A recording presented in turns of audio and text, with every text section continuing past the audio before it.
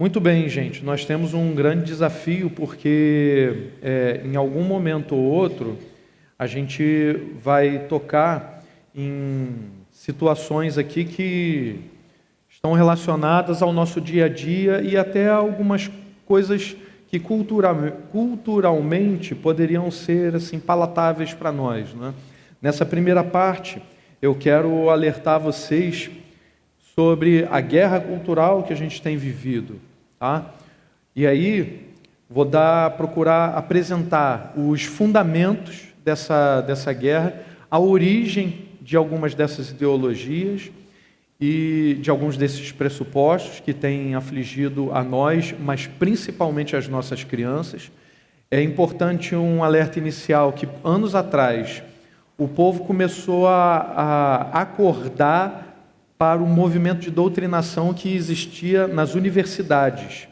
E recentemente a gente percebeu que esse movimento de doutrinação secularizante, progressista, woke, ele começa muito mais cedo do que nós imaginávamos. Através de músicas, desenhos, joguinhos de celular, ele começa muito mais cedo. E nossos filhos já, por volta aí, se estão acessando, estão com tela nas mãos, ou estão assim em alguma escola sem algum critério, eles estão sendo bombardeados já a partir de 3 anos. No momento que entra na escola, já estão sendo bombardeados por essas coisas.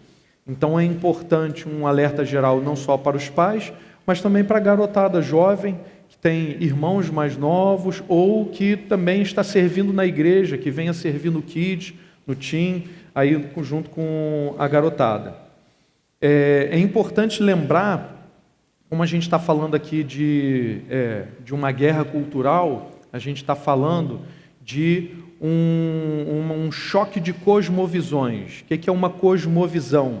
Uma visão de mundo. É aquele conjunto de ideias, tá, que vai nortear a sua vida, aquele conjunto de ideias pelas quais você vai acessar o mundo, você vai interpretar as coisas que estão ao seu redor, questões polêmicas, questões sobre ética, questões sobre sexualidade, aborto, direitos humanos, questões relacionadas a orientações científicas também.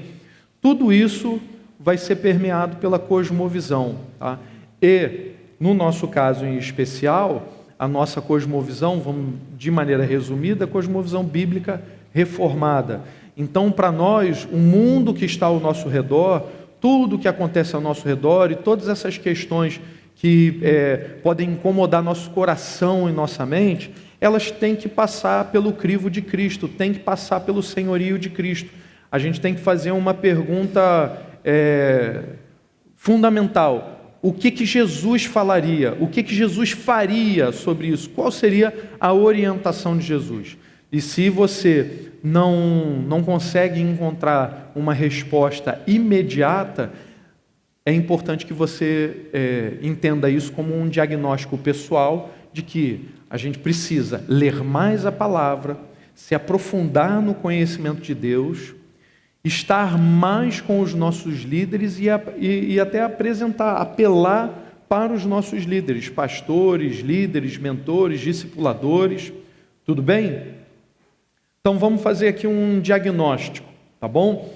Ao longo do dia inteiro vocês vão ver outros diagnósticos também que vão complementar toda a visão do problema, e será apresentado também as soluções, tá?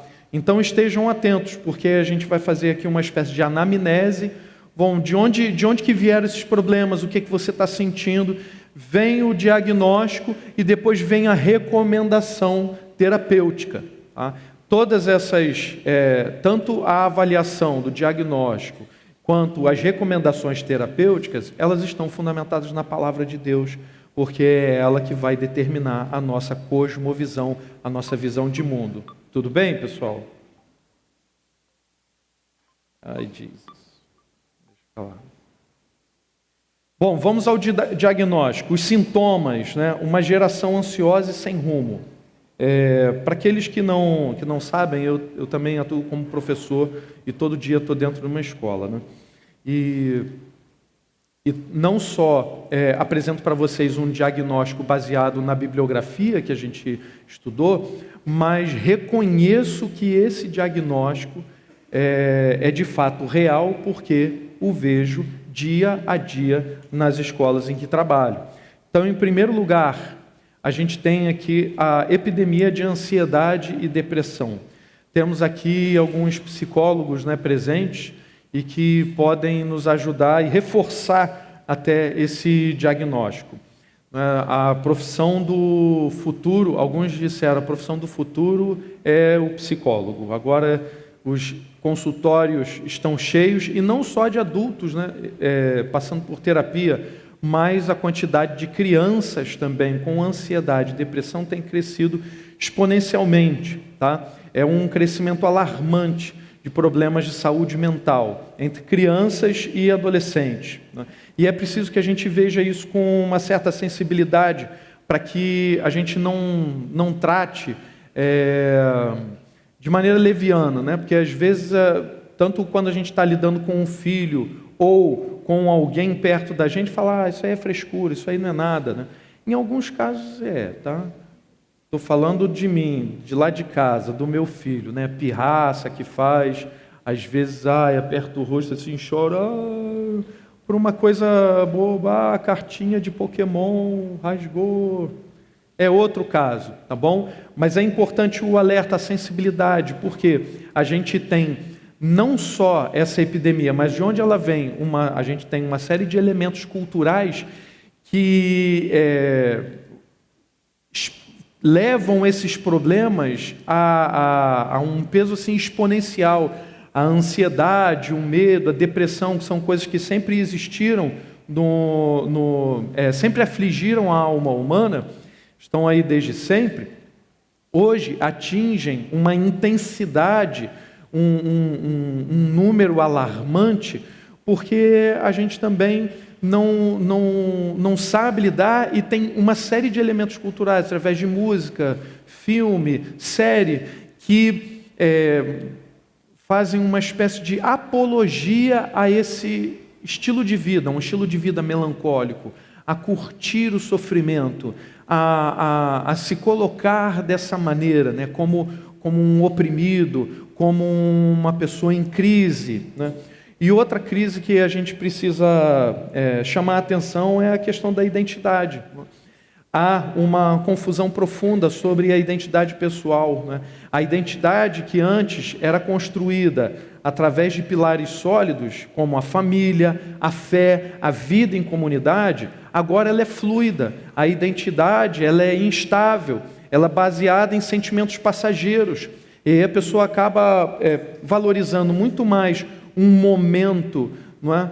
Ou uma identidade baseada em algum influenciador, ou aquilo que uma outra pessoa erroneamente orientou, ou esses orientadores de internet, e aí a pessoa ela fica confusa, ela perde a referência da família, da fé, da comunidade, essas coisas já não são referência mais para ela.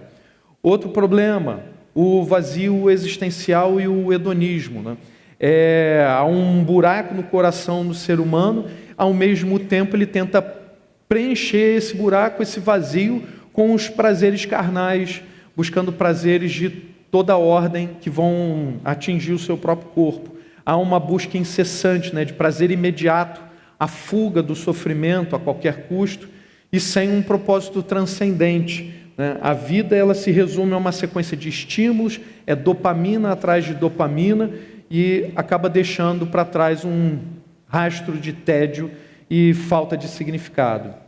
Por um outro lado, a gente também tem outro diagnóstico, outro sintoma aqui, que é o narcisismo e a cultura do eu. Ao mesmo tempo em que há esses outros problemas citados, o indivíduo também se torna a medida de todas as coisas, né? É a minha verdade, é o meu sentimento, é o meu corpo, minhas regras, né?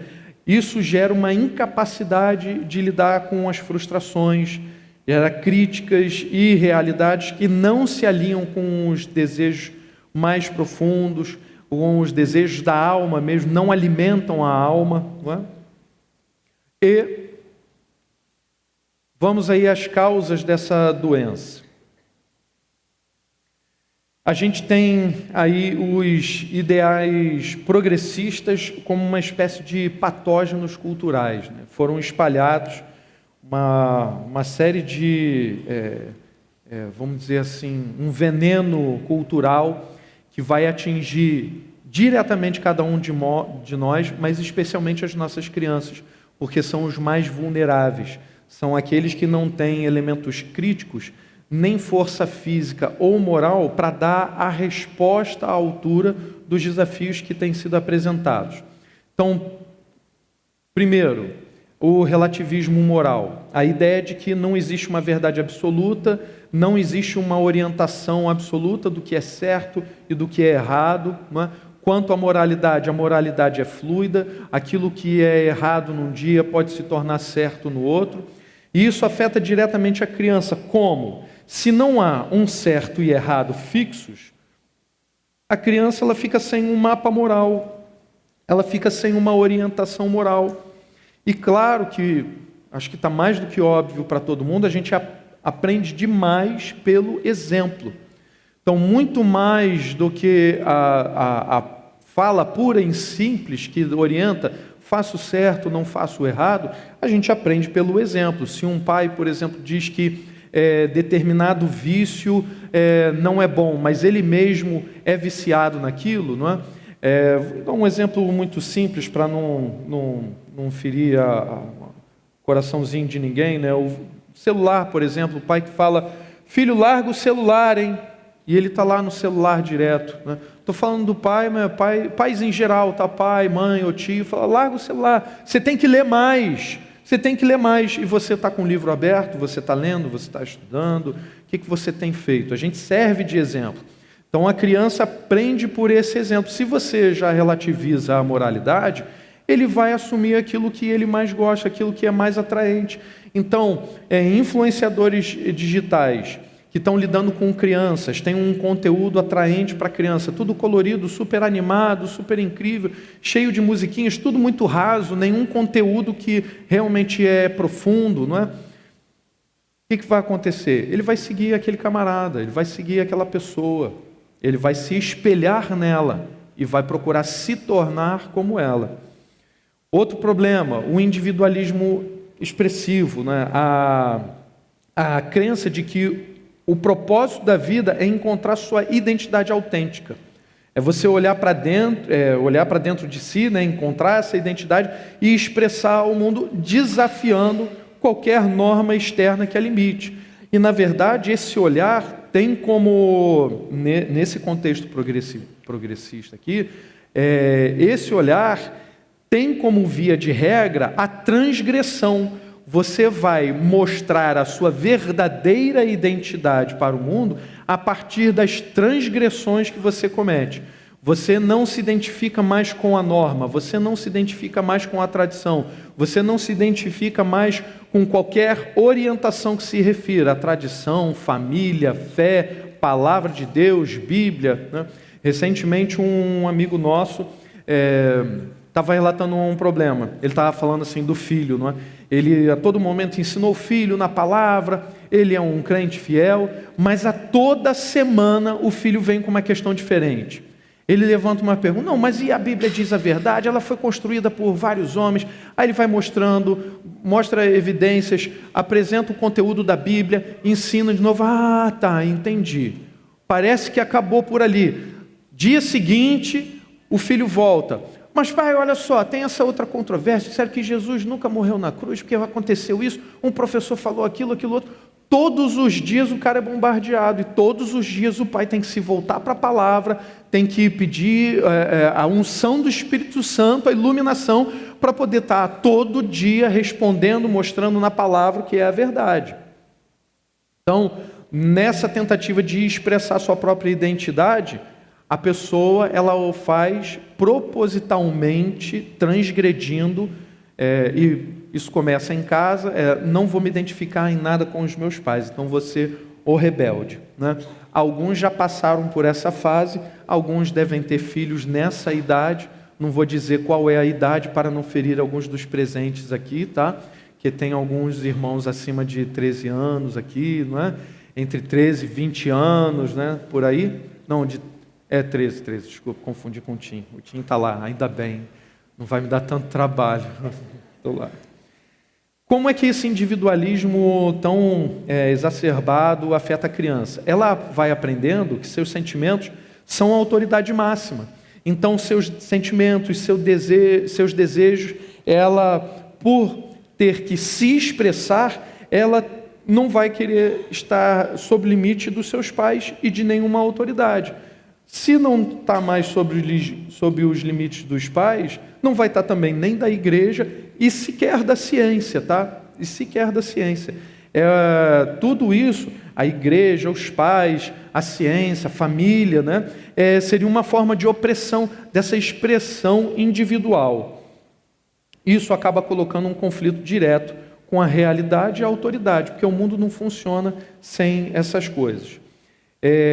Outro problema, a rejeição da tradição e das instituições.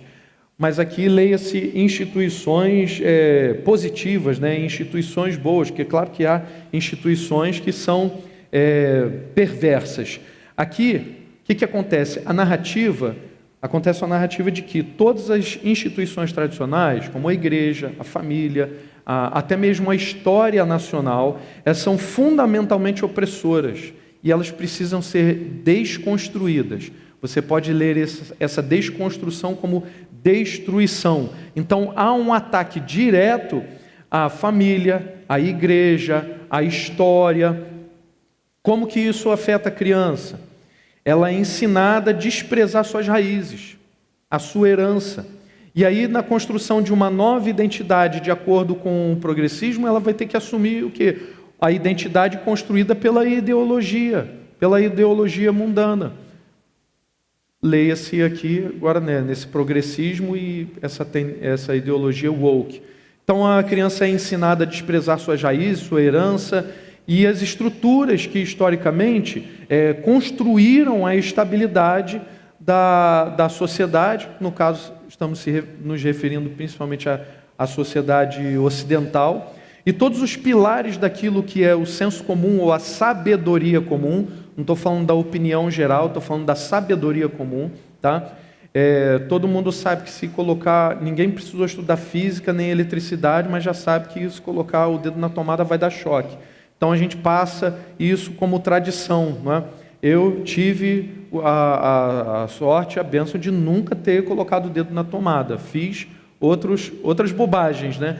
Mas nesse ponto nunca desobedeci meus pais. Só que na tendência hoje, o cara não acredita nem na ciência, que diz, não, se você colocar o dedo na tomada, você vai tomar choque. Numa aula de antropologia, a professora disse para o aluno assim, não, essas coisas da ciência não valem aqui, porque de acordo com a antropologia, mesmo a ciência, ela carrega um instrumento de opressão e ela está a serviço do capital, está a serviço de uma opressão generalizada. Então, nem a ciência, em alguns discursos, nem a ciência teria a sua validade garantida. Seguindo, vamos entender um pouco a origem, a genealogia das ideias daquilo que, num plano geral, se diria aí o woke. O woke é como se fosse um novo despertar, né? São os despertos. A galera woke é aquela galera que despertou da Matrix e está aqui para iluminar a gente. Está aqui para dizer qual é o caminho, a verdade e a vida. E vai dizer para a gente que não é. Claro que eles não vão afirmar que é Jesus. Tudo bem até aí? Estão em oração?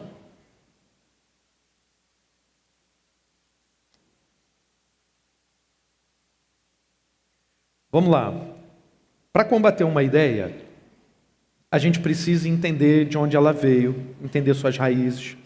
E a ideologia woke, ela não surgiu do nada. Ela é um resultado de uma longa linhagem assim, filosófica, cultural, de uma cosmovisão que se opõe diretamente se opõe frontalmente à cosmovisão judaico-cristã. O ponto de partida. Eu não vou entrar aqui nos meandros daquilo que a gente conhece hoje como o marxismo cultural ou até mesmo o marxismo do ponto de vista filosófico. Isso daí dá pano para manga, não temos tempo para isso. Qual é a recomendação que eu faço? Aqueles que ainda não viram ou não salvaram na sua playlist pessoal, peçam na igreja os links, provavelmente os líderes vão colocar de novo nos grupos, os links das palestras antigas do School Wars, que fala, né, os pastores falaram bem detalhadamente, explicando essa questão do marxismo cultural, tá bom? Mas vale dizer aqui, para a gente se situar, que do ponto de vista do marxismo clássico, Karl Marx via a história como uma luta de classes entre opressores e oprimidos. Vale um alerta, não sei como é que está seu coração agora. Se eu pudesse usar um argumento de autoridade aqui, eu diria para você assim, mas está falando de Karl Marx, nunca leu Capital, nunca leu nada, formado em filosofia, mestre em filosofia, e esses títulos não dizem nada, tá? Porque tem um monte de professor, doutor formado que não lê nada. Tá? Nunca leu a Bíblia e vai falar mal da Bíblia. Nunca estudou exegese bíblica e vai querer fazer isso. Então, queridos, tenham uma coisa certa no seu coração. Tá? A gente tem diversas pessoas que se debruçaram profundamente sobre esses assuntos e são líderes na igreja com um extenso currículo. Então, nós não estamos fazendo afirmações jogadas ao vento, tá? Então, se você passou pela faculdade, e lá na faculdade você aprendeu durante 4 anos, aí fez mestrado, doutorado, ficou mais uns 10 anos na faculdade, e lá, como é comum, Karl Marx, ele é o herói dos oprimidos, eu sinto dizer que não é bem por aí, tá? Então, se permita, se você tem algum resquício disso no seu coração, se permita questionar, pelo menos questionar, se perguntar, será que estavam todos certos? Será que estavam todos errados? Será que o ensino da palavra de Deus ele é opressor? É tão ruim assim? No mínimo, a gente precisa aplicar esse princípio da suspicácia, da suspeição, da investigação, tá? Então, a ideologia woke começa aí com esse ponto de partida do marxismo clássico, que vai reduzir todas as relações humanas a essa luta de classes. Tem os opressores e os oprimidos, naquela classificação da burguesia contra o proletariado. Qual o objetivo? A gente precisa instaurar uma revolução para derrubar as estruturas econômicas. Só que, num primeiro momento, essa revolução ela vai ser pensada, ela vai ser a tentativa de se instaurar uma tomada de poder radical, tomar os meandros do mecanismo político. E aí essa revolução ela vai sofrendo mudanças. A primeira mutação do marxismo econômico para o marxismo cultural. Isso expresso numa escola filosófica chamada Escola de Frankfurt, ou também conhecida como a teoria crítica. Por que ocorre essa mudança? Porque se percebeu que no Ocidente a Revolução Comunista ela não vingou.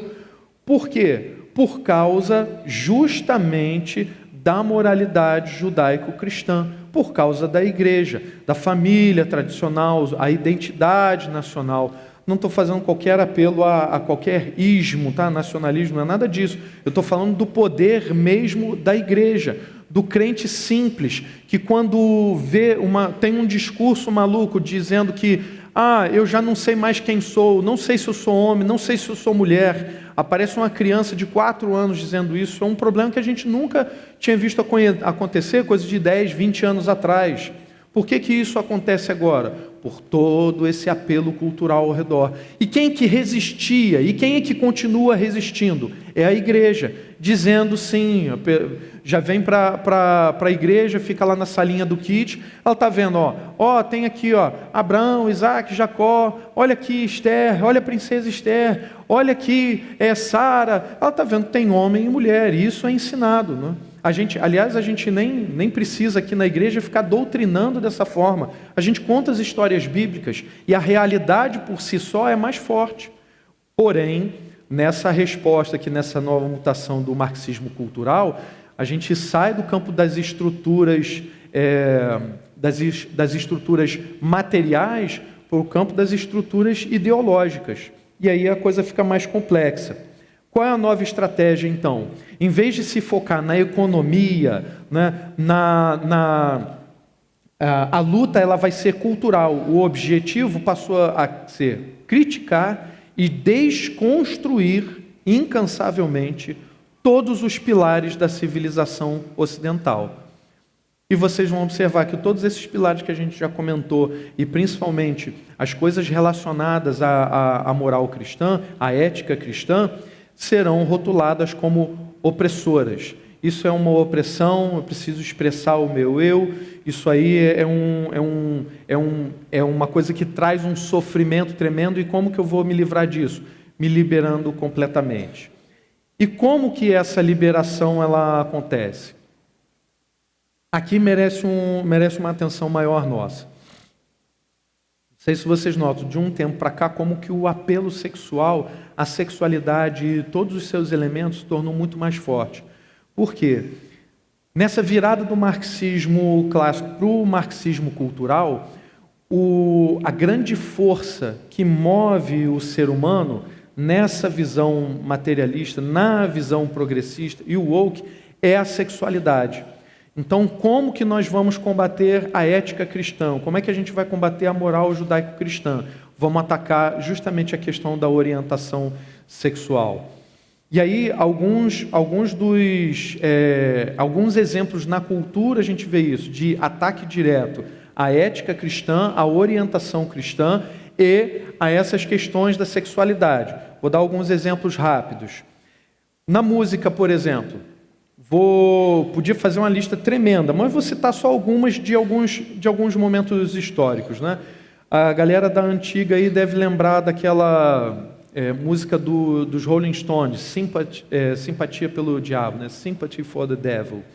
Aí o pessoal que coloca a cultura como um valor acima de todas as coisas, vai dizer que isso é uma questão meramente cultural, tá? Se você pegar as bandas, Black Sabbath e outras mais, pega aí as bandas de rock pesadão que fazem alusão a essas coisas sombrias, à bruxaria, ao diabo e seu séquito.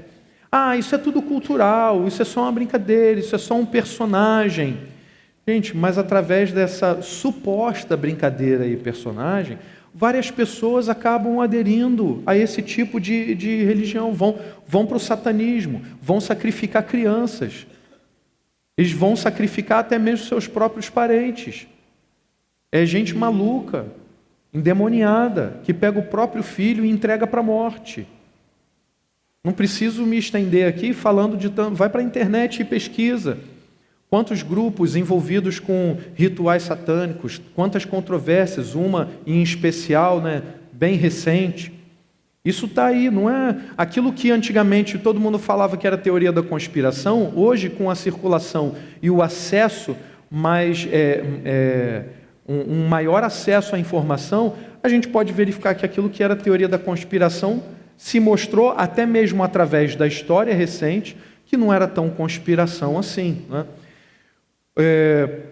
Temos um exemplo aqui no Brasil, num artista, né, o Kamai Itachi. Um tempo atrás causou um alvoroço, alguns pais fazendo um alerta na internet: cuidado com essa música, os adolescentes estão ouvindo esse artista. Então, uma música em especial que causou uma grande crise, que era uma música em que ele descreve uma possessão demoníaca, só que ela é descrita como a criança descrevendo a possessão demoníaca. Ele é o meu amigo Bob, ele vem, ele toma conta de mim. Quando ele está falando para o pai e para a mãe: mamãe, quando você está dormindo, meu amigo Bob vem e ele cuida de mim. Ele está dentro de mim, né, e cuida de mim. E aí ele descreve ali, através de metáforas, como aquele lar é totalmente desestabilizado. A mãe uma drogada, o pai também drogado, adúltero, não é? Então, não só essa música, mas outras músicas também, fazendo alusão a inferno, a diabo, né? E essas alusões, algumas vezes alusões jocosas, alusões positivas, não é?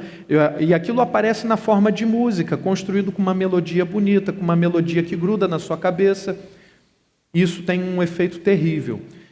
Não preciso mencionar também o funk com forte apelo sexual. A questão da apologia ao crime, isso aí não preciso nem comentar, mas o forte apelo sexual, fazendo crianças de 3 anos já dançando, sensualizando, né?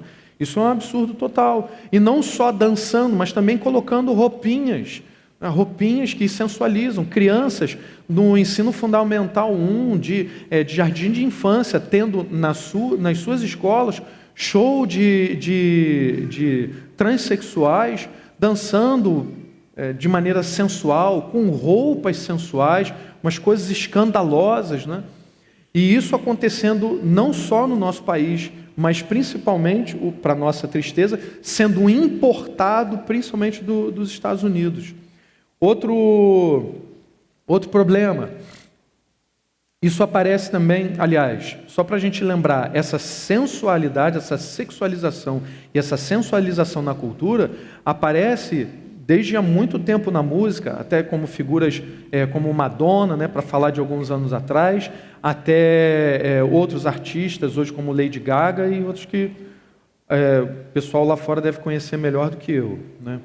Eu só ouço louvor da Oceânica. Não, ouço outras coisas boas também, ouço Johann Sebastian Bach, aí ó, alto nível. A gente precisa se envolver com essas coisas que são alta cultura. Galera, filmes, por incrível que pareça, passa desapercebido, Planeta dos Macacos, A Guerra. Não sei se todo mundo viu, mas já no início do filme, para aqueles que são mais atentos, vocês vão ver ali referências bíblicas e religiosas, no uniforme dos humanos, que são já apresentados como os opressores, os destruidores daqueles que são aqueles macacos humanoides que representariam assim o ápice da evolução, o ápice da consciência ética, tá? Então os macacos ali são retratados como os verdadeiros civilizados e os homens, os destruidores, são os demônios na vida dos macacos. E a figura especial que lidera todo aquele grupo, um general lá, o capitão, seja lá o que for, ele é uma figura retratada com vários elementos religiosos. Inclusive, quando chega no quartel-general, ele tem lá todo o trauma dele em relação lá aos macacos humanoides é por causa da perda da família, né, de um ente querido, da filha, se não me falha a memória, e tem lá uma espécie de altar, né? Então, a figura principal, o principal vilão do filme, ele é retratado como uma pessoa religiosa, mas não uma religião qualquer, ele é retratado com elementos cristãos, tá? Você pode ver também, por incrível que pareça, a lenda de Tarzan, o principal vilão, estou falando do filme mais recente, tá? O principal vilão, ele assassina as pessoas usando um terço, tá? Ainda que você ache assim, mas não sou católico, isso não me afeta. Afeta sim, porque no final das contas, as pessoas colocam isso tudo na conta dos cristãos. Robin Hood, A Origem, um filme recente também, ali é retratada a moral cristã, a cosmovisão cristã, como a opressora, como a incivilizada, e Robin Hood, como o filme é sobre a origem de Robin Hood, eles vão retratar toda a nobreza de Robin Hood em atender os mais fracos e oprimidos como uma consequência, um efeito da motivação dele através do mestre que ele teve, que era muçulmano. Então eles retratam lá as cruzadas como a pior coisa do mundo, como os caras que estão indo para matar, roubar e destruir todo mundo, né, que são os cristãos. E aí, na verdade, toda aquela nobreza do Robin Hood nasce da influência de um mestre muçulmano que ele teve, que vai ensiná-lo lá a atirar com o arco e vai dar os princípios da ética muçulmana. Nada mais fora e contra a realidade. Você pode ver séries também, aliás, nem recomendo, né? Aquela série Greenleaf, que vai retratar uma igreja total, uma família dona de igreja e uma igreja, uma família assim, totalmente disfuncional, que não tem compromisso nenhum com o evangelho, e é mais, a igreja, na verdade, é a fachada de uma grande empresa, tá? O negócio deles é o dinheiro. A gente tem um ataque direto também à moralidade cristã. Eu descobri recentemente um seriado também que alguns adolescentes estavam vendo, não sei de nenhum caso daqui da igreja não, estou falando das escolas, tá? O Verão que Mudou Minha Vida. Fica o alerta para os pais, tá? As crianças de 10 anos estão chegando para os amiguinhos e falam assim: ué, porque você gosta, pergunta para a menina, você gosta de menina? Você é lésbica? Uma criança não precisava estar nem preocupada com isso. Ah, fulano eu acho que é gay, fulano é gay. Aí a pessoa fica, aí juntam um grupo para se perguntar o que é isso, o que é aquilo, você gosta disso ou gosta daquilo outro, o que você faz, o que você deixa de fazer. Por quê? Por causa do acesso indiscriminado à tela. Isso estou falando, gente, coisa de uns 5 anos atrás, 5 anos, 10 anos atrás, a gente já estava tendo problema, aliás 20, né? 20 anos atrás já estava tendo problema com as crianças acessando Netflix, esses streams à noite, sem o conhecimento dos pais. Hoje a coisa está muito pior, porque ela está com o celular 24 horas por dia. Então fica o alerta, né? Livros também, aí fala, não, meu filho lê, minha filha lê muito. Tem um monte de livros, autores, por exemplo, que tem que intencionalmente colocam personagens que vão distorcer tudo aquilo que há de mais puro e maravilhoso relacionado à sexualidade. Ali Hazelwood, Hannah Grace, Rebecca Yarros, Colin Hoover, Helena Armas, vários livros que adolescentes até vão curtir, vão acessar, às vezes é um personagem só. Essa série que eu falei, O Verão que Mudou Minha Vida, tem um personagem em especial, né, que é totalmente fora da orientação ética cristã, mas basta um personagem que seja retratado com todos os vícios, mas ele é retratado como uma pessoa maravilhosa, com uma vida incrível, cheia de dinheiro, cheia de felicidade. Essa é a ilusão que o mundo vende. Tudo bem, pessoal? A desconstrução. Sei que é muita informação, mas depois a gente tem a oportunidade de ver isso de maneira mais detida.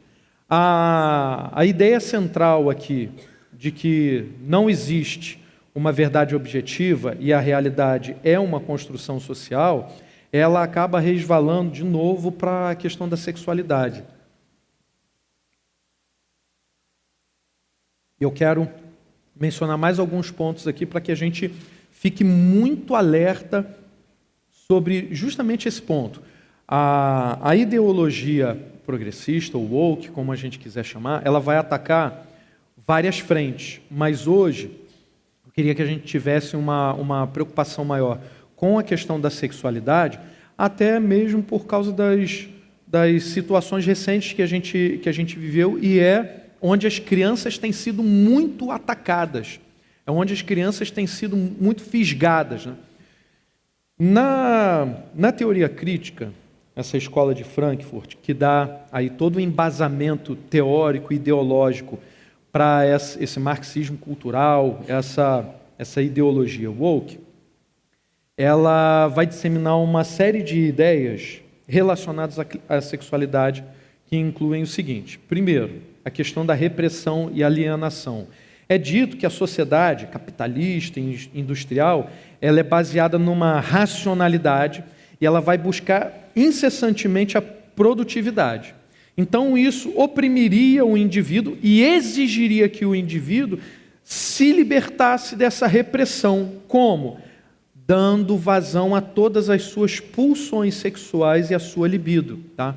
Então, essa repressão que a sociedade estaria impondo ao indivíduo, ela não era apenas psicológica, mas social. Então, essa liberação, ela não fica só no campo interior ou da sua psique. Ela precisa ganhar corpo, precisa ganhar forma na sociedade. Precisa ganhar forma material. Isso vai aparecer em exposições, em música, em exposição do próprio corpo ao público e em exposições de arte, inclusive. Outra ideia típica da teoria crítica é a sexualidade como uma força subversiva. É através desse poder da sexualidade, dos desejos, que tem que se aflorar, que tem que ganhar expressão total, é através disso que a sociedade vai ser transformada. Tá? Em contraste, então, com a repressão, a sexualidade ela é vista como um grande potencial revolucionário e subversivo. A sexualidade ela é capaz de desafiar todas as normas e a lógica dominante.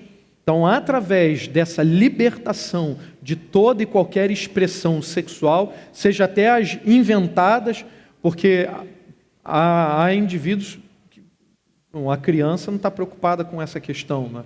Mas aí, graças a Freud, a gente tem aí a sexualidade infantil. Tá?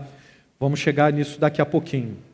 Bom, então essa sexualidade como força subversiva, outra ideia, a indústria cultural e a pseudo-emancipação. A indústria cultural, em vez dela promover a verdadeira libertação sexual, ela tendia a integrar e dar mais força a esse suposto sistema opressor. Então a indústria cultural vai ser tomada, filme, série, música, entretenimento, arte no modo geral, ela vai ser cooptada para que essa libertação sexual, essa liberação sexual, ela exploda. Então, há vários autores, tanto na literatura, quanto na música, quanto no cinema, e principalmente hoje em dia no cinema, nas telas, né, é onde ganha maior expressão essa libertação sexual. E aí, lembrando da frase que pouco tempo atrás era repetida inúmeras vezes, meu corpo, minhas regras, né? O corpo se torna o campo de batalha. É o corpo, seus desejos, suas pulsões se tornam o campo de batalha, onde estão aí se degladiando, guerreando as forças de dominação. Tá? Então, a regulação do corpo e da sexualidade é uma forma crucial de controle social. Você vai ver isso para aqueles interessados em literatura e até para entender um pouco o contexto que a gente vive, vocês vão ver essas ideias aparecerem em livros, né, antigos, uma distopia primeira, Nós, do Zamiatin, e depois naquelas outras que são mais conhecidas, como 1984, do George Orwell, O Admirável Mundo Novo, do Aldous Huxley. E nesse em especial, o sexo é usado, claramente, né, usado naquela sociedade distópica como uma força de controle social. Tudo bem, gente? Dá uma respirada aí, levanta um pouquinho, levanta, todo mundo fica de pé, levanta um pouquinho, a gente já vai terminar.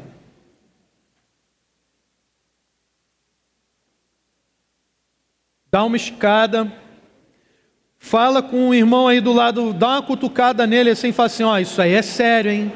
Isso é sério, hein? Fala assim, persevera, estamos juntos em oração. É Jesus quem move o nosso coração, amém? Isso aí.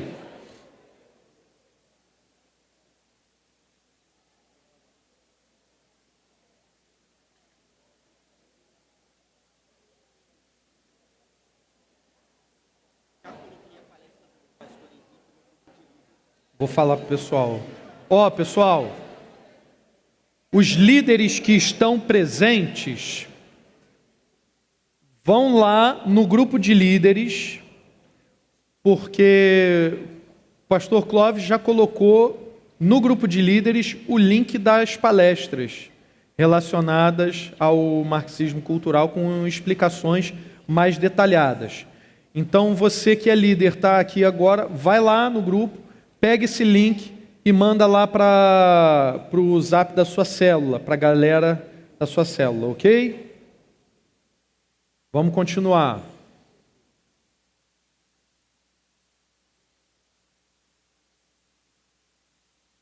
Bom, eu vou mencionar, só para terminar aqui, algumas nessa revolução sexual, há alguns pensadores que deram um grande impulso para todo esse movimento, tá? Dão um impulso e dão também a fundamentação teórica, aquilo que vai tomar conta das universidades, aquilo que essa fundamentação teórica vai formar os professores, historiadores, pesquisadores de um modo geral, terapeutas, psicólogos e influenciar também diversos outros campos da ciência. Freud, por exemplo, né, apresentando o princípio do prazer versus o princípio da realidade. Mas vamos falar aqui da questão da sublimação, né, o processo através do qual a energia sexual é desviada para fins não sexuais, como a arte, a ciência, o trabalho. Então, a liberação sexual, ela aparece não apenas no fato concreto, mudando-se os comportamentos sexuais, mas esses comportamentos, eles são liberados, eles são impulsionados por esses outros elementos da arte, na literatura, na música, estão encontrando expressão na pintura, na música, na literatura. Esses elementos artísticos, eles dão maior força para que a liberação sexual, deram maior força para que a liberação sexual acontecesse. Tá? Marcuse também, com Eros e Civilização, né? Ele reinterpretou a obra de Freud sob uma perspectiva sociológica. Então ele aplica os princípios ou ideias de Freud a questões sociológicas. E ele vai argumentar que a repressão sexual na sociedade moderna, ela não é apenas necessária para a civilização, mas ela sim seria uma repressão excedente, imposta pelo sistema de dominação. Então, para curar essa repressão, o indivíduo ele deveria dar vazão a todas as suas pulsões sexuais, tá? Marcuse ele vai evocar também um conceito freudiano de um polimorfismo perverso, que ele se refere à sexualidade infantil, que a sexualidade infantil ela se manifestaria de várias maneiras, né, com a criança buscando prazer em várias partes do seu corpo e sem uma finalidade, vamos dizer assim, genital específica, tá bom? Como aí nessa ideia há também um potencial de liberação da sexualidade, não só da criança, mas adulta. Tá? E daí eu não preciso dar o passo seguinte: se há uma forte pulsão sexual já nas crianças, e vamos tomar isso como se a gente fosse partidário aqui dessas ideias, né? Se essas pulsões sexuais presentes na criança é algo assim tão essencial e natural da criança, então ela também deveria liberar isso. E quem é que vai ajudar a criança a liberar todas essas pulsões? O adulto. Então eu não preciso dizer para vocês, acho que vocês conseguem somar uma coisa a outra e saber onde que isso vai dar, não é? Então, todo esse foco e esse apelo à questão da sexualidade e essa sensualização infantil, ela não é despropositada, ela não é por acaso. Isso é pensado, é realizado intencionalmente, para destruir tudo aquilo que a gente entenderia como bom e recomendável na civilização ocidental, que sem dúvida tem a sua raiz na ética cristã. Bom, vamos para frente. Há outras figuras aqui que aparecem nessa questão da sexualidade. Vou mencionar mais uma, acho que dá tempo, que é o Reich, tá? Ele fala da repressão sexual e o autoritarismo, dizendo o seguinte: ele argumentou que a repressão sexual imposta pela família patriarcal e pela sociedade, ela cria indivíduos com uma estrutura que daria uma estrutura característica autoritária, ou seja, pessoas que têm propensão a aceitar e reproduzir a dominação. Ou seja, essa moral judaico-cristã, no fundo seria isso. A moral judaico-cristã, ela produz e reproduz opressores. É como se fosse uma fábrica de opressores. Como que você vai se livrar disso? Dando vazão a todos os seus desejos, a toda a sua libido, tá? Aí a repressão sexual seria a base da servidão voluntária. Então, o que a gente precisa fazer para libertar o indivíduo? A gente precisa libertar ele sexualmente primeiro, tá? Agora, vamos lá, agora um pouquinho aqui mesmo. Volta aqui. Nessa parte da desconstrução, a gente precisa ainda mencionar um outro cuidado que a gente tem que ter relacionado à questão da linguagem, tá? Agora, pensando aí num pós-modernismo, a ideia central que se apresenta é que não existe uma verdade objetiva. A realidade ela é toda construída, é uma construção social. E de que forma que eu também contribuo para essa construção social? Através da linguagem. Então a linguagem ela não descreveria mais a realidade, mas ela cria a realidade. E quem controla a linguagem, controla a realidade. Talvez alguns de vocês tenham já lembrado logo do exemplo do nazismo, tá? Mas pode pegar todos esses ismos, o nazismo, o comunismo, o fascismo, todos eles criaram uma linguagem, tá? Mas, em especial, aqueles que são estudiosos, a galera que está aí na faculdade, quiser entender melhor isso, veja um livro A Linguagem do Terceiro Reich. Tá? Vai mostrar como que os nazistas, mas todo grupo autoritário, totalitário, com essas aspirações totalitárias de controle, de transformação da sociedade, eles vão atacar também a linguagem, o modo como você fala, o modo como você expressa. Ele vai atacar as narrativas. Então tem que controlar a mídia, tem que controlar a literatura, tem que controlar o que é dito e como é dito. Não é à toa que, de um tempo para cá, um desses campos de batalha se tornou justamente a questão da linguagem, com aquela polêmica que ficou muito mais forte lá fora, Estados Unidos e Canadá. Não sei se isso ainda vai se tornar ainda mais forte aqui, mas é a questão do uso de pronomes específicos, né? Não me chama dele, muito prazer, eu sou fulano de tal, meus pronomes são esses. Tac, tac, tac, tac, tac, tac. Aí cada um tem os seus pronomes. Isso causou uma série de polêmicas uns anos atrás, com uma figura, até o Jordan Peterson, porque no Canadá eles estavam nessa linha de obrigar, e no caso lá da universidade, obrigar o professor a usar os pronomes específicos, né? E aí isso seria passível até seria uma criminalização o fato de você não usar o pronome específico relacionado a uma pessoa, né? Como recentemente uma figura dessas, acho que influenciadora digital, não sei, porque eu não conheço bem, mas ela estava processando uma outra pessoa por ela ter sido chamada de ele, ou dele, ou ser chamado de homem, né? Você não está vendo que eu sou uma mulher, né? E era um homem biológico, tá? Então isso criou uma celeuma, criou um conflito a ponto da pessoa processar a outra por causa disso.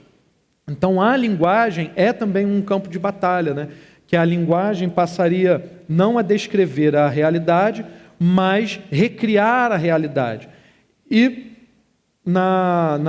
nesse processo dessas, vamos dizer assim, da desconstrução de toda a ética cristã, a linguagem ela é usada como uma forma hipotética de solucionar um problema. Qual é a ideia? Eu mudo o nome da coisa e aí o problema não existe mais. É a tentativa de salvar, por exemplo, a gente não chama mais favela de favela, é comunidade. Mas todos os problemas que são oriundos da comunidade permanecem lá, o saneamento básico, a higiene, todos os outros problemas relacionados a crime, está tudo lá. Mas agora, como eu chamo de comunidade, o problema não existe mais. Uma pessoa que tem nanismo, você não vai chamar de... não pode chamar de anão, você não pode chamar de... Pessoal, estou falando isso com toda a sensibilidade, pelo amor de Deus, tá? Eu tive alunos, tive pessoas que eu conheci, dei aula assim, mas na época que isso estava surgindo, havia até uma brincadeira, porque os professores diziam assim, é o verticalmente prejudicado. Você não podia chamar ele diretamente, vem cá, você não podia apontar o problema que ele tem. Você tem que criar toda uma forma complexa ou supostamente polida para se referir ao problema. Só que não resolve o problema.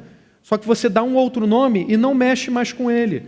É a mesma coisa, eu não chamo mais favela de comunidade e eu não preciso... Eu não chamo mais favela de favela, chamo de comunidade. Eu não preciso mais tratar os problemas que tem lá, tá?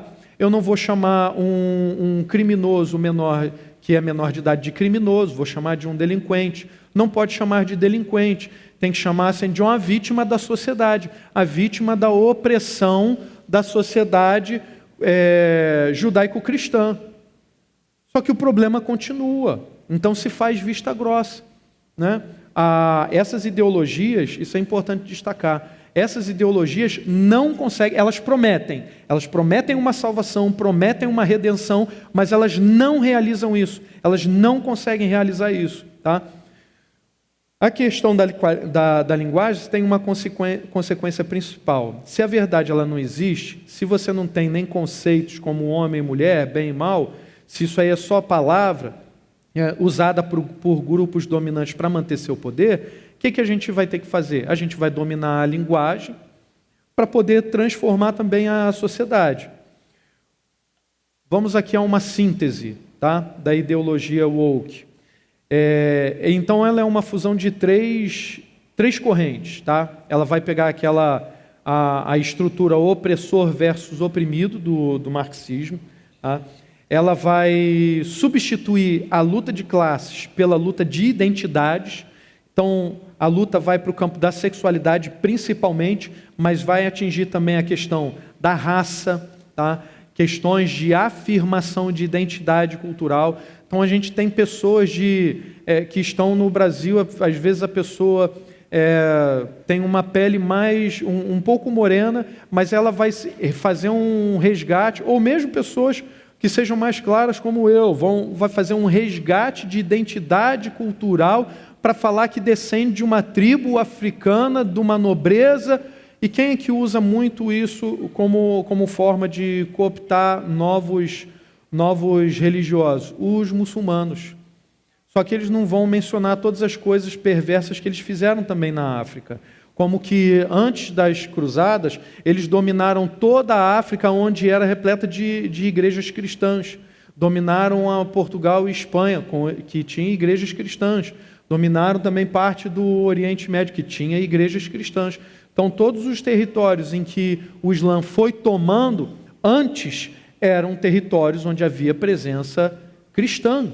Só que aí o discurso que aparece para as pessoas desavisadas é que a gente precisa resgatar essa identidade ancestral e aí se rebelar contra o verdadeiro opressor, contra o verdadeiro destruidor e o verdadeiro dominador das nossas vidas, que seria a igreja cristã.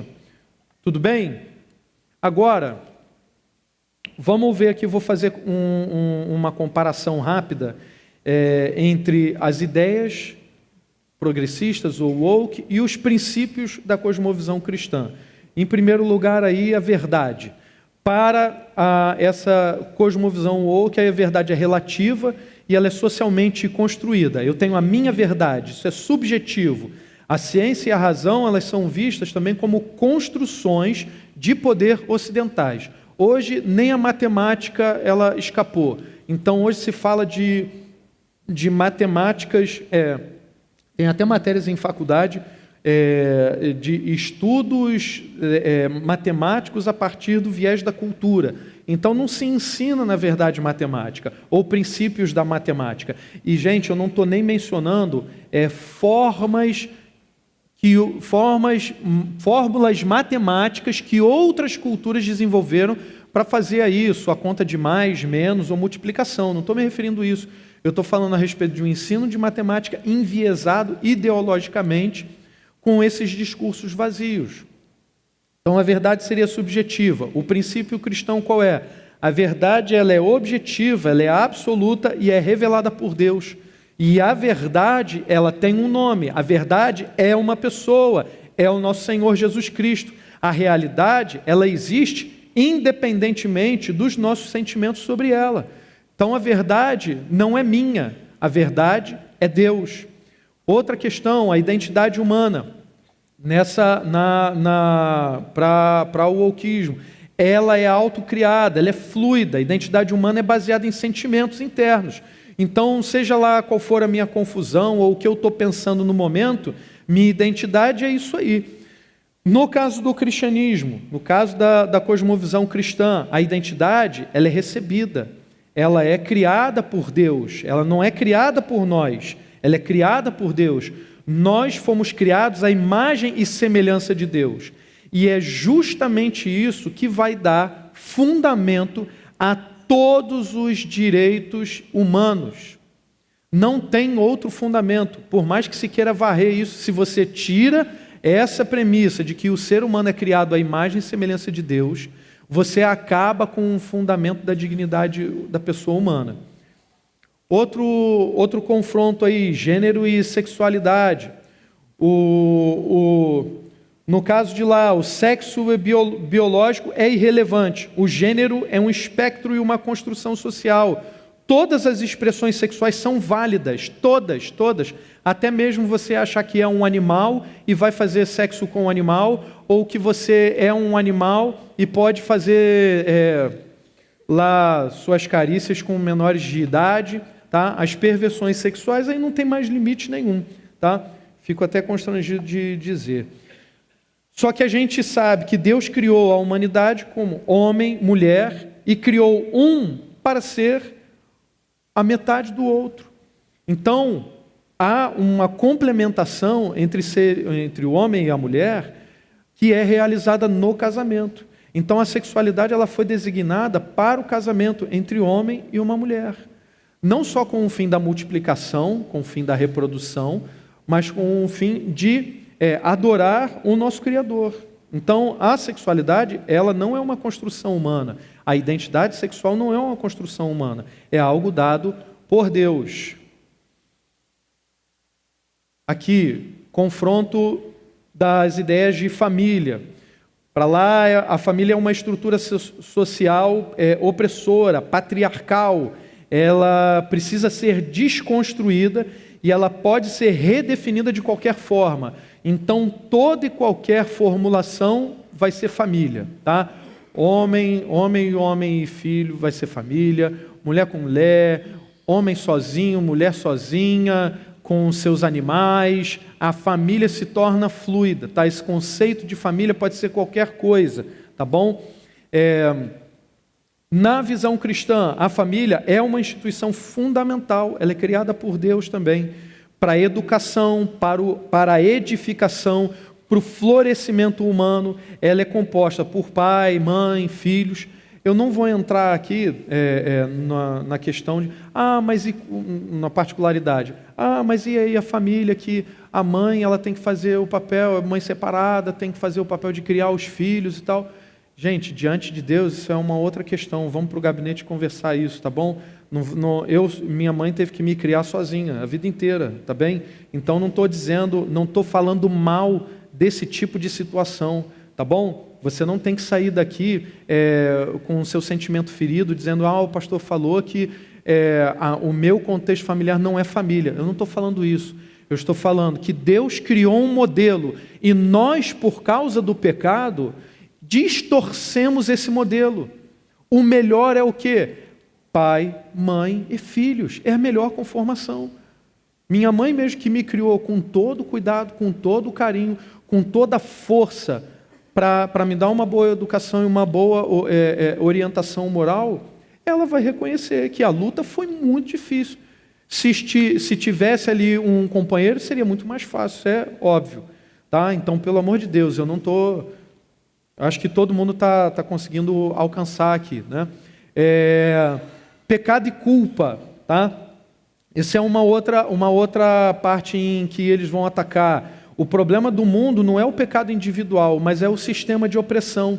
Então, na verdade, o ser humano, ele não é culpado, ele não tem o pecado original. Tá? Essa culpa aí foi imposta por um sistema de opressão para controlar as pessoas. E aí vocês vão ver discursos, até recentemente, um pastor dizendo que eu não posso acreditar num Deus que manda para o inferno, pessoas vão ficar a eternidade inteira queimando. Porque ele pressupõe que no mundo todo mundo é bonzinho, todo mundo é lindinho, que não tem ninguém que mereça um inferno. Gente, as pessoas que fazem parte, que vivem na realidade, e temos aqui alguns irmãos que lidam com a lei, que são polícia, são policiais, são advogados, estão lidando com esse problema social diretamente, sabe que o ser humano é capaz de perversões que desafiam qualquer imaginação nossa. Então a gente não está lidando com seres que são bonitinhos e maravilhosos, são seres perversos e caídos, que merecem sim o inferno. Então, na visão cristã, o problema fundamental é o pecado, sim, o pecado original, que manchou toda a humanidade. É uma rebelião pessoal contra Deus. A culpa, então, ela é individual também, tá? E a solução, a única solução, é o arrependimento à fé em Cristo Jesus. E aí, nessa parte... É interessante, deixa eu passar logo aqui para a questão da justiça e chegar na redenção, porque essas ideologias vão prometer a realização da justiça e vão prometer uma redenção e salvação, mas não conseguem cumprir, não conseguem realizar.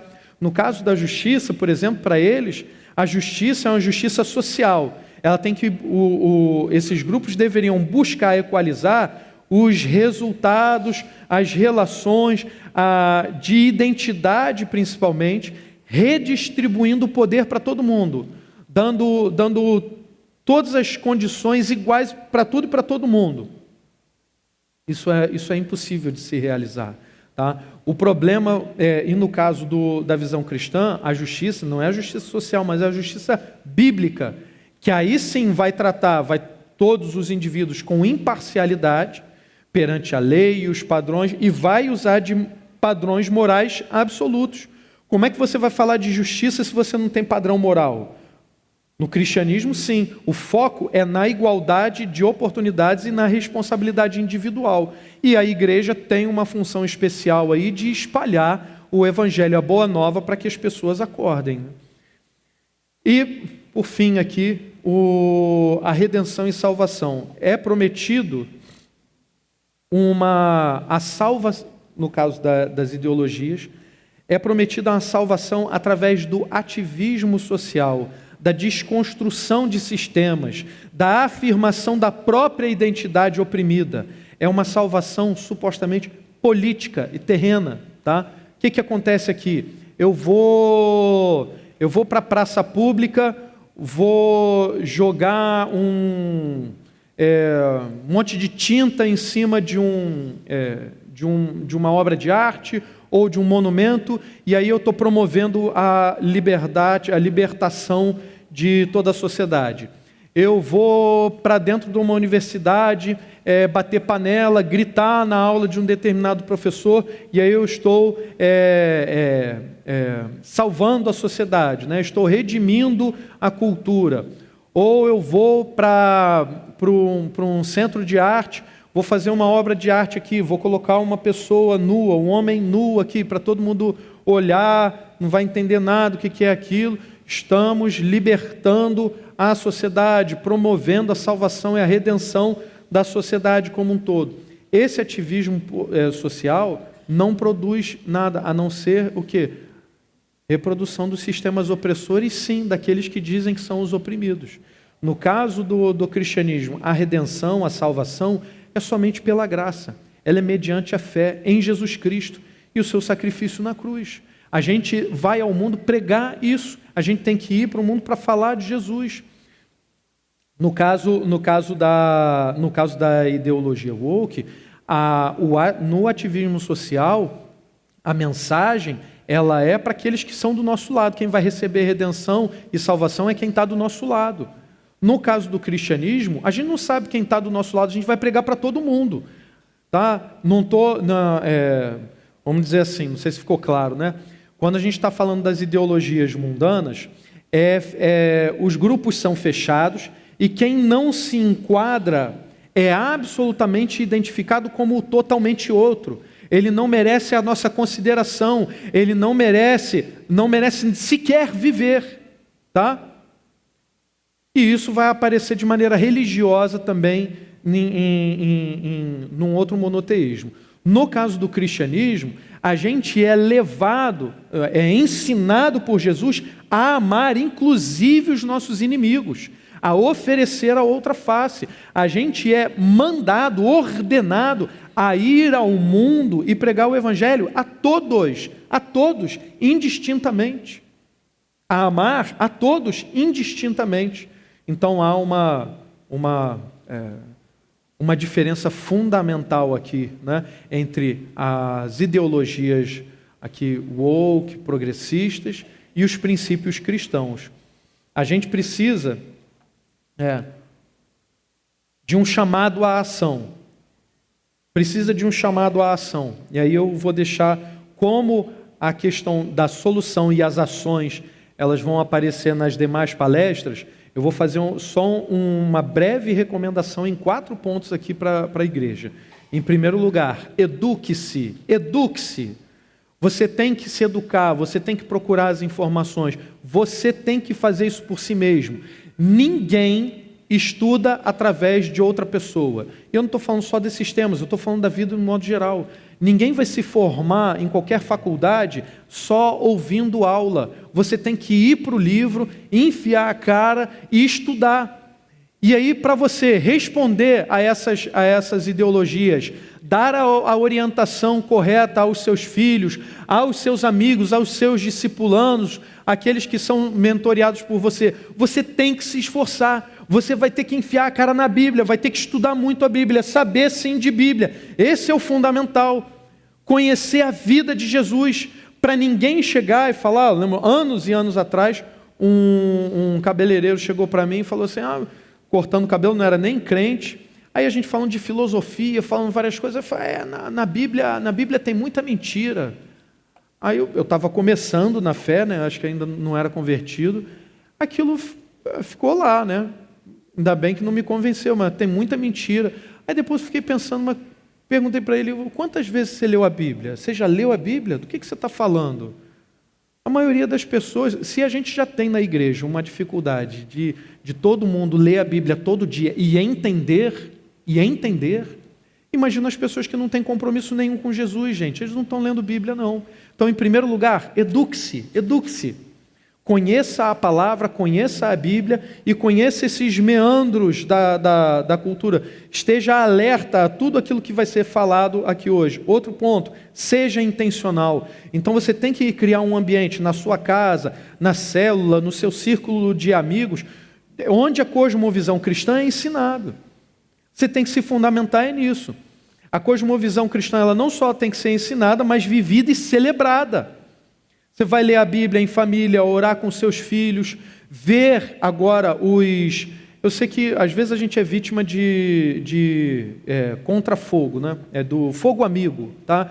Pessoal, tem influenciadores digitais evangélicos que vão para a internet, abrem a boca, criticam tudo quanto é igreja, se der um vacilo ali, já vai em cima do pastor, mas não abrem a boca para fazer qualquer crítica a esses filmes, por exemplo, citados, ou as músicas que são sexualizantes, né? Ficam quietinhos. Então, às vezes, a gente é vítima desse fogo amigo. Então, Vai para a trincheira, meu irmão. Você não pode ficar indo para os seus círculos, né? E na igreja mesmo, você ficar falando mal da igreja, ficar falando mal, a Bíblia não dá para confiar na Bíblia. Mas é óbvio que dá. Então, viva, ensine, celebre a cosmovisão cristã. Outro ponto, ensine a pensar e o que pensar a partir da Bíblia.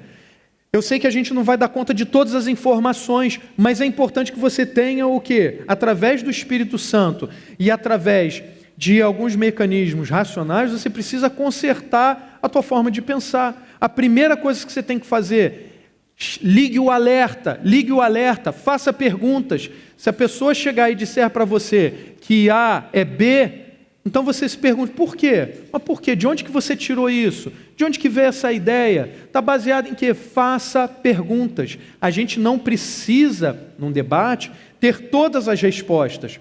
Mas se você souber fazer as perguntas certas, tenha certeza que você vai caminhar bem. E você tem que se agarrar à promessa de Jesus Cristo. O Senhor Jesus, o Espírito Santo, nos ensina aquilo que nós devemos falar.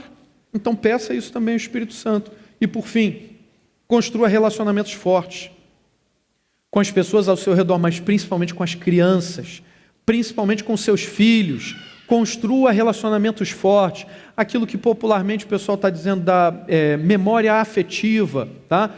Na educação dos filhos vale não só dizer o que é certo, mas viver o que é certo, curtir o que é certo e estar junto, ter momentos em família. Então largue o celular, se organize melhor no seu trabalho e tenha momentos em família. Converse, saia para correr, veja um filme juntos, o filme que é de boa orientação, ouça a música, ensine o seu filho a ouvir música, né? O pessoal da antiga, ensina o seu filho a ouvir um bom rock, uma música clássica, não essas coisas que estão sendo produzidas, saíram do forno agora. Seja seletivo, tá?